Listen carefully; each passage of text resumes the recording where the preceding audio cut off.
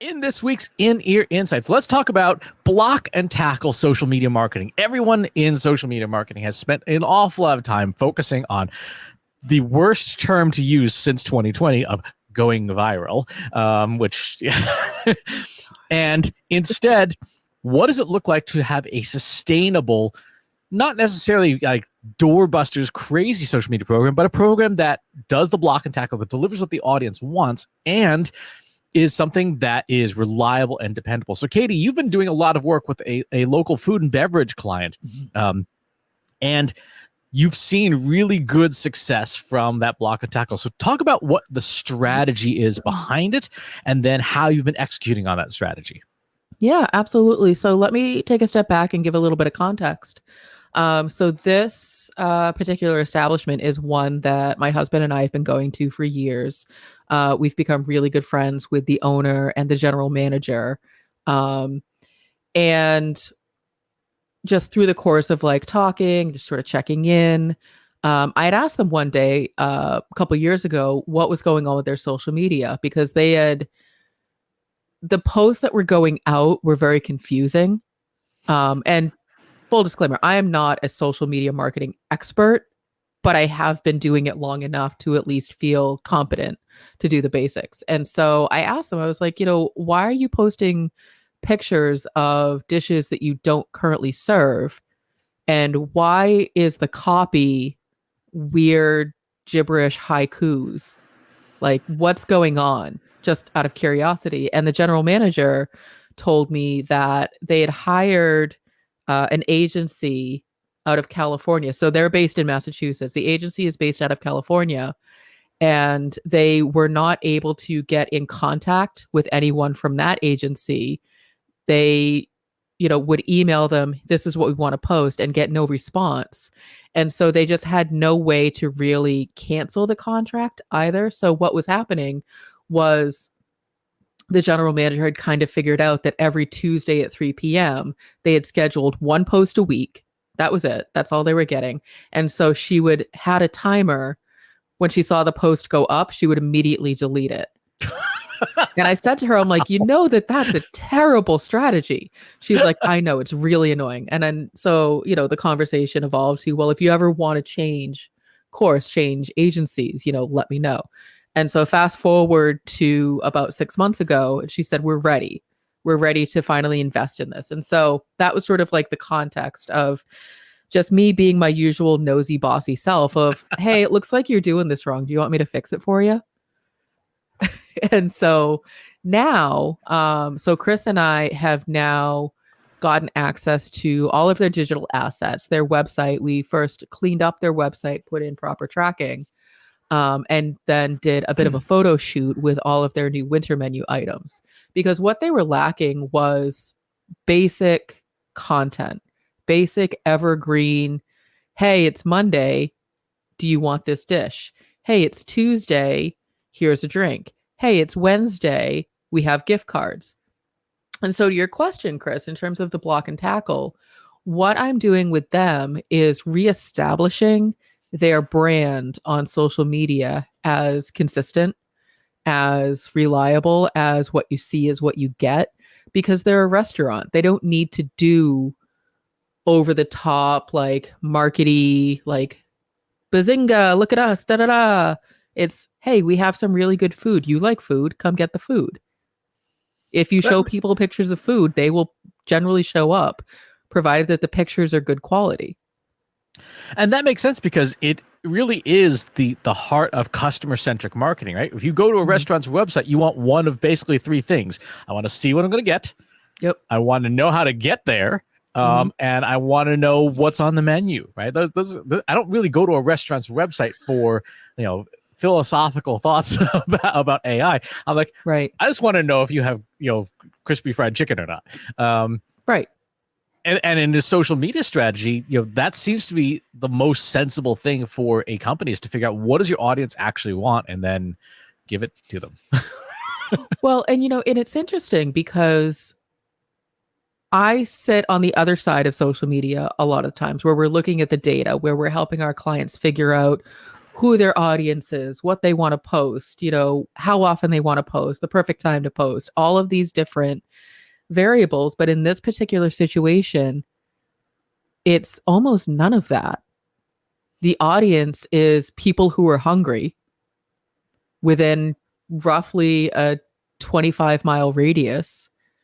And, the strategy is put up pictures of the really delicious food and how people can get it, when it's available, make sure that the hours are up to date, make sure the contact, it's very, very basic, which it's interesting because as I'm scheduling out the content, I often wonder, is this too basic?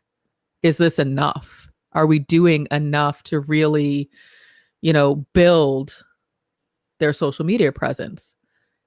And the answer is yes. We absolutely are. We're doing exactly what this audience needs us to be doing. We are showing them what is available and we are letting them know how they can get it.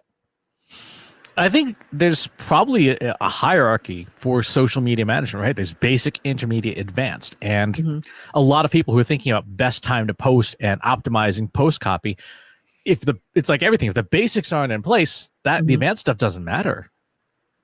Well, and it's interesting. So I've been using Facebook, or sort of Meta Business Suite, to post for both their Facebook and Instagram. And it always suggests, this is when your audience is most responsive. This is when you should be posting. But I look at that and my gut instinct is we don't have enough data in order to really say, yes, this is the best time to post. Because up until recently, the social media posts were not going out consistently. So I have a hard time believing that this algorithm already knows when the audience is most engaged, if it only has a very small sampling of data to work with. And so I would rather have 6 months of consistent everyday posting and then take a look at the best times to post when people are most engaged.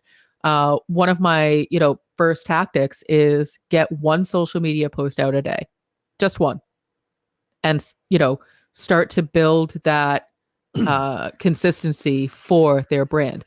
I get so separately, I've run the Analytics for Marketers Slack community. That's our free Slack community, where people can join. It's trustinsights.ai/analytics for marketers. And I often get messages of how do you grow this community? I'm growing my own community. What is it that you do? And the number one answer I give is consistency. Every single day, even if people don't respond to it, every single day, I post a question of the day at 10 a.m. Eastern. To the point where if it doesn't go out at 10 a.m., somebody gets concerned. There was one day that John, our business partner, messaged me. He's like, is there no question of the day? I'm like, John, look at your watch. It's only 9 a.m. He's like, oh, it's like Pavlovian. Like, I really expect it to go out. And that's the consistency of it. People then show up. They know what to expect from you. And that's the same with the basics of this social media strategy is I want the audience to start to expect there's going to be one post a day. It's going to tell me what's going on at the restaurant. It's going to tell me I can either go down there and buy a gift card or a t-shirt, or here's what's on special, or here's everything on the menu, or it's just going to remind me that they're there, that they're open, that we're here. Exactly. And the advantage of something like that with the regular scheduling too is that because it's a focused point of engagement, you'll get more engagement on that post as opposed to having it kind of be at random times when people may or may not be around. If people know it's there, one of the things we used to say a lot in our keynotes in the days before everything was about AI is, do you remember when Seinfeld was on, regular broadcast TV? And people say, yeah, Thursdays at 9 on NBC was when it was on. And I'm like, why do you still know that 30 years later? Because it was valuable content at a predictable time. And that is, humans, as much as we like to say that humans are unpredictable, humans are predictable. Humans like routine. It's comforting. It feels safe. And if you can provide that experience, even if you're a restaurant posting your food online, if you can provide that consistent, comfortable, safe predictability, then you start to build that brand trust of You showed me a picture of chicken wings. I know I can go to your restaurant and get that exact same thing that I just saw a picture of.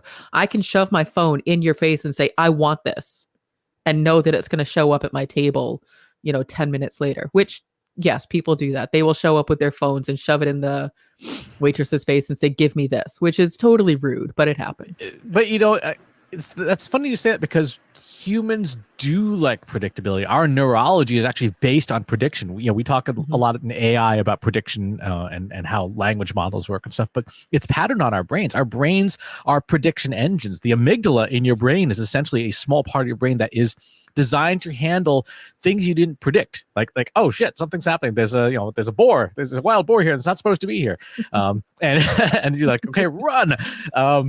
But we like prediction. Even language itself, the way our brains work, we are also prediction engines. So like the next word in a sentence is a prediction made by our brain. And so if you apply that principle to marketing, something you said that is super important is predictability leads to trust. If I know the chicken wings are always going to be on the menu, I can trust that if there's nothing else, I know I can get that to eat. And so predictability is, I think, such an underrated part of marketing. I would agree with that. I think that, marketers get too caught up in, to your point when you started, of what can we do to go viral, or what is like the next big thing, the conversation, the buzzword, the topic that we can all sort of, grab onto and just ride the coattails until it dies. In this instance, that does not apply. In this instance, the strategy is predictability, consistency. Let me demonstrate that you will get the same high quality experience over and over and over again. That is the end game for this particular client, for this particular social media strategy, is that predictability. It doesn't even have to be high quality. If you think about it, what is the promise of McDonald's, right? It is mediocre food that is pretty much the same anywhere on the planet. You step into a McDonald's in Seoul or in Belgrade or in Kiev, and it's pretty much the same thing. And that predictability makes it what it is. Like when you go into McDonald's, you don't expect, oh look, there's sushi on the menu and the Big Mac is missing. Like that never happens. Yeesh. If it does, run. But that's predictability. I mean, that's the cornerstone of that franchise, is what you're gonna get. Right. No, and that is absolutely true. So in terms of the high quality, that's a cornerstone of this particular restaurant. That is the experience that they want to deliver.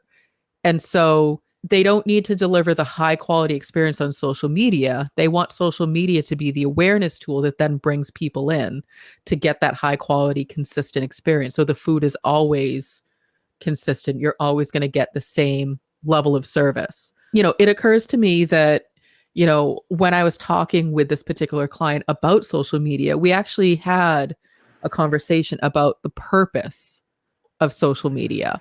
And it was something that they're focused on the food. They're focused on the business. The digital marketing is not something that they are experts in. So there was a lot of education in terms of what it means. Like, what can we do with this? And it turned out initially they were trying to make the website and social media do too many things, which I think is a common problem for a lot of companies, especially if your focus is not marketing, if your focus is actually like the business and something else. You don't know that there are other channels that you can use to, do your retention, to do your conversions. One specific digital asset can't do it all. That's asking too much. And so we went through the 5P process. So if you're not familiar, the 5Ps are purpose, people, process, platform, and performance. Purpose being the question you're trying to answer. People being who needs to help you answer this question or who needs the answer.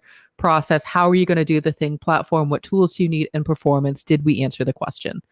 And so we went through this process of the 5Ps with the client and determined together that the website is really just a menu. So the website is there for when people find out about you. So the very clean, ideal customer journey, obviously this changes, but the ideal is The algorithm serves up a post from this particular restaurant. They say, oh, that looks good.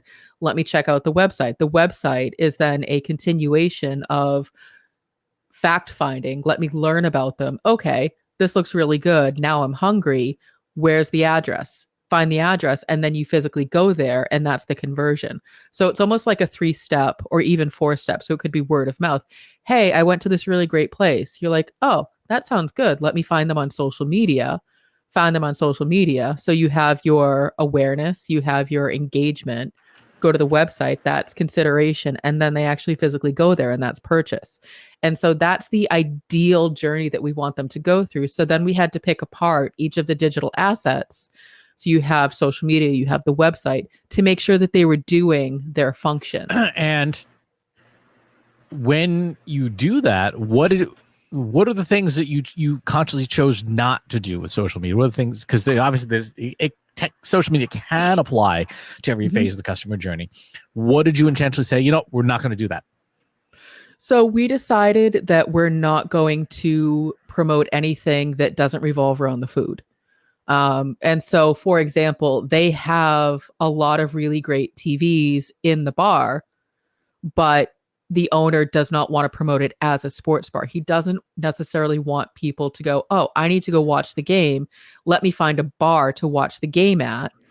He wants people to keep centering it around the food. So, for example, yesterday it was, hey, we have really good nachos. We have really good this. Oh, and by the way, the game will be on. And so really making sure that we're keeping the focus specifically on the things that you can purchase once you come to the restaurant. And that is very limited to food, drink, gift cards. Those are the things that you can purchase. They had been promoting, live music and this and that. And we decided that it's not that it's not appropriate for social media, but it was a distraction from what we wanted the brand trust to be on social media, and that there would be other channels that we could use to promote these events as we get people to keep coming back, as we get to the retention. And so we wanted to sort of take retention off the table for now so that we could refocus. Social media is purely awareness. We just want people to know, here's what we have to offer you as a product. That makes sense too, because the unique selling proposition, any bar can have TVs, right? Any bar can have live music, and there's probably a whole cadre of local live musicians that you can see at pretty much at every bar because they just go on a local circuit. Right. So the only differentiator then is the dining experience, because you can say this food is better than that food. That's exactly it. And that was the conversation that we had, is that you can get, a TV with the game on anywhere. It doesn't mean that the food is going to be any good. So we want people, when football season is over, when hockey season is over, to remember that the food at this particular establishment is really, really good. And that's what they're looking for. So when they're looking for a good meal, when they're looking for, high quality wings, if they're looking for really good 5-star service, they know that this brand association of, I'm going to get wings, I'm going to go to this restaurant because that's what they offer, is what they're going to get. You can get a crappy burger and a beer and the game pretty much anywhere. You can even get that probably in a McDonald's. I mean, it's possible. I don't know about the beer part, but, yeah, I mean, you can get the crappy burger in the game for sure. So in terms of what comes next, so you've got the basics down now. What comes next for the social media marketing strategy? How do you address things like retention and re-engagement? Or are you looking at other channels like TikTok, for example? So that's exactly it. So before we got into other channels, other tactics, we wanted to reestablish the foundation as solid. So we know that social media is, with the channels they currently have, the platforms they currently have, we're solid. So they have Facebook, they have Instagram. The next step is to introduce Threads. After that, to introduce things like TikTok, because they have a lot of content, but it was just not being used well. So we wanted to establish first, what can we use? What would people respond to? And then the next step will be to, how can we repurpose it? What other channels might make sense? What would be engaging and awareness driving? in addition to that, we talked about starting a newsletter. And so a lot of restaurants have newsletters, but they're not the type of newsletters that you and I typically write, Chris. They're not let me tell you everything that's going on in the AI world. So a restaurant wouldn't necessarily, let me tell you everything that's going on in the restaurant industry. It's not necessarily the purpose that's not why people sign up for a newsletter for a restaurant. And so that's something that we need to uncover a little bit more of. If you're going to sign up for a newsletter, have one more thing in your inbox. What is it you need to get from this particular establishment? And so we're making assumptions that people want to know more information about the specials, about the live entertainment, about the things that would keep them coming back, in addition to the really good food. And so we figured that that was a really good place to start to put that information so it wasn't distracting people on social media. Yep. I think the other two things that people would look for in a newsletter, one obviously is any kind of coupons, discounts, or savings. Right. Yep. That's table minimum. And the other, depending on the architecture of the system, could be referral rewards. Like, hey, bring a friend kind of things, and you get 2 for 1 on appetizers or something along those lines. That that gives a nudge to that word of mouth. Absolutely. And that's definitely something that we've talked about in terms of what would go into the newsletter. We talked about that could be a really good place for, a discount code for repeat customers. But first, you have to get those customers in the door. And that's where social media. So these two channels have to work hand in hand. Social media is what gets them in the door. And then the newsletter is what keeps them coming back. Exactly. What about semi-social channels like YouTube? It's, I think it depends on what the data is going to tell us. And so off the top of my head, I'm like, oh, that absolutely doesn't make sense because they're a restaurant, but that's not true. It depends on what kind of content they're able to put on YouTube. So YouTube is obviously video. And so we would need to work with them to establish some kind of video content strategy that is more than just, let me do a 360 of one of their drinks. I can't imagine that would do particularly well on YouTube because YouTube is more, my understanding, and again, I would need the data to confirm this. YouTube is more of a, how do I, how does this work? And it's more of the curiosity questions. And so you go to YouTube to learn how to do something or how something works or the backstory to something. And so for a restaurant, if you're going to, and a lot of restaurants do have YouTube channels, but it's usually the chef showing you, doing a demo of how they make a certain dish, knowing that you at home probably can't create it because you don't have 30 years of experience doing this thing over and over and over again, or the equipment that they have at the restaurant. But there's no harm in showing you how it's done. And so it could make sense provided that you were able to create the right kind of content for that channel. And I think that's one of the things that we know, but we're also educating about social media, is that there's a slightly different purpose to each social media channel. So what works on Facebook doesn't necessarily work on Instagram, doesn't necessarily work on Threads, and so on and so forth. And so while we're reestablishing the foundation, we're also learning what works on Instagram for this particular client, what works on Facebook, and then taking those learnings and then building that with the other channels. No, that is the way to do that, because it's all about intent. Like if you're on Instagram, you are there to look at pretty pictures. Having it's true. So exactly. So having food photos makes total sense. We often say YouTube is the world's second largest search engine. If you're searching for something specific there, then you know what it is you want to get at. And that is a very different video strategy than even a TikTok channel, which is much more short form, sort of quick concept stuff. And I think that, unless unless a restaurant is willing to create that content, then it's just going to be a waste of everybody's time because the channel won't be successful. It'll just be resources that, are short, that we don't have a lot of, time, budget, content. So we really need to determine, is it the right move, or are we good with the two channels that we're currently running? Is that enough? Hmm. Yep. Have you investigated using things like generative AI as part of the strategy to assemble this stuff or to analyze maybe what the audience would want? I haven't yet. I think once I have more data, I think that will make sense. At this time, I feel like the data set is so small in terms of, so we only just really set up their analytics tracking. We got their website straightened out with proper metrics. And so I personally, I could be wrong, but I personally don't feel like 2 months worth of data is enough that I would need generative AI to step in, especially where their website is so small. But I think once we have more time with consistent social media data, I can see exporting that data and bringing it into generative AI to help put together some sort of a more sophisticated analysis than what you might get out of Meta Business Suite to say, this is the profile of your audience. This is who engages. These are the times that they are most engaged.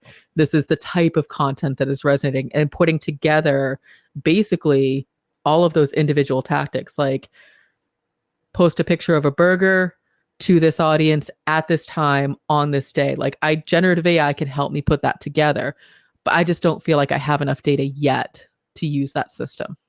I think you're absolutely right that you don't have enough data, but I think the data sources themselves, this is be something that not a lot of restaurants do, but they could.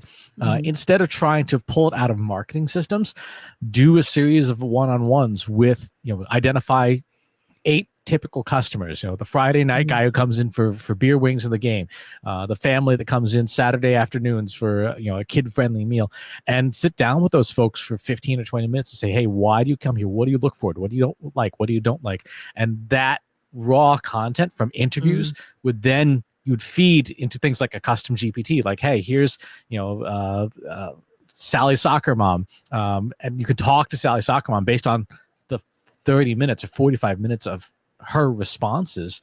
Say, oh, we have this new thing. How would you feel about this?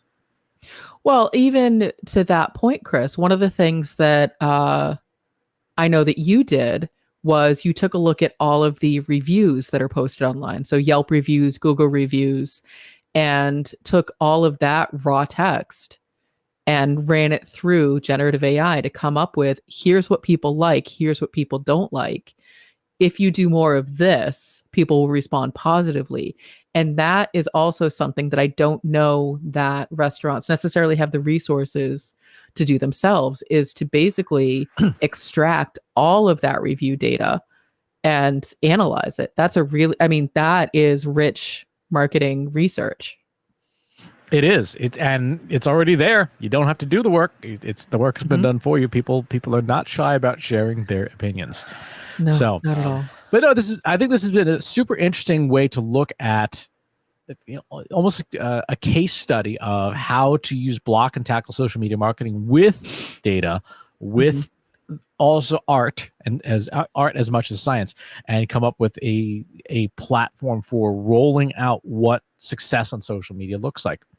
If you've got some thoughts that you'd like to share about what block and tackle social media marketing looks like and how well it works, pop into our free Slack group. Go to trustinsights.ai/analytics for marketers, where you and over 3,000 other marketers are sharing each other's insights and answering each other's questions every single day. And wherever it is you watch or listen to the show, if there's a channel you'd rather have it on instead, go to trustinsights.ai/TI podcast, where we are on most major channels that have podcasts. And while you're on the platform of choice, please leave us a rating and review. It does help to share the show. Thanks for tuning in. I will talk to you next time.